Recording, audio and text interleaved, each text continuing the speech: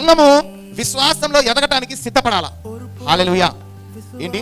సంఘము విశ్వాసంలో ఎదగడానికి సిద్ధపడినప్పుడు, సమస్య వచ్చినప్పుడు సంఘము ఆ సమయమున విజయమును చూస్తుంది. ఆమేన్. ఒక సమస్య పోయినప్పుడు ఇంకొక సమస్య వచ్చేటానికి మధ్యలో నువ్వు చేయాల్సిందే సార్, విశ్వాసంతో నీ జీవితాన్ని కట్టడం మొదలు పెట్టాలా. అర్థమైంది? అర్థం కాదు. ఒక సమస్య వెళ్ళిపోయింది నీ జీవితంలో నుంచి, ఇంకొక సమస్య రాబోతున్న ఈ సమయంలో నిన్ను నువ్వు సిద్ధం చేసుకోవాలా. ఎట్లా? విశ్వాసముతో కట్టుకోవాలా.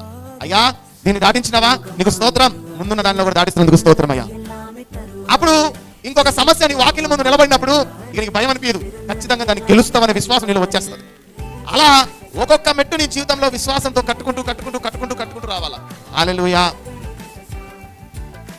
మనము విశ్వాసంతో ఎలా కట్టుకుంటామయ్యా అని అంటే, అద్భుతాలు వాక్యంలో ఏమేమైతే జరుగుతున్నాయో అవన్నీ మన హృదయంలో భద్రపరచుకోవాలా. అయ్యా వీళ్ళకి జరిగిందంటే నాకు జరిగింది అంతే, అదే విశ్వాసం. వీళ్ళకి చేసినావంటే నాకు చేయగలుగుతావు. వీళ్ళ ఇంట్లో అద్భుతం జరిగిందంటే నా ఇంట్లో కూడా అద్భుతం జరిగిందంతే.